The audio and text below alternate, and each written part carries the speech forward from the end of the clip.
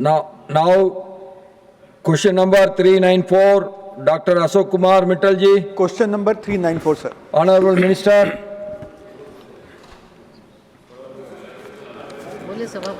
सभा पटल पर रखा।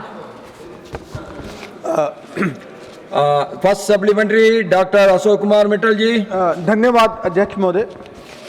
यह बेहद दुर्भाग्यपूर्ण है कि जुवेनाइल जस्टिस एक्ट लागू होने के 10 साल बाद भी न्याय की गुहार लगा रहे बच्चों को एक ऐसे सिस्टम में धकेल दिया गया है जो खुदम खुद अपाहिज है।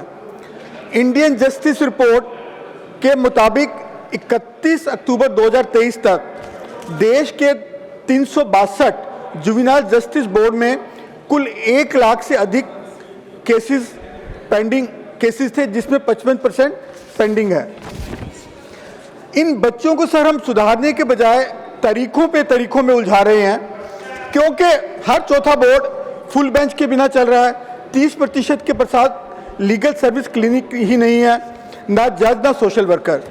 तो मैं माननीय मंत्री जी से जानना चाहूँगा कि जब बुनियादी ढांचा ही निरादर है तो मिशन वत्सल्य के तहत सरकार विशेषज्ञों की सिफारिशों को मानते हुए पेंडेंसी को ट्रैक में लाने के लिए और पारदर्शिता लाने के लिए क्या तुरंत एक national juvenile justice data grid स्थापित करेगी? Mittal ji, only 2 minutes more.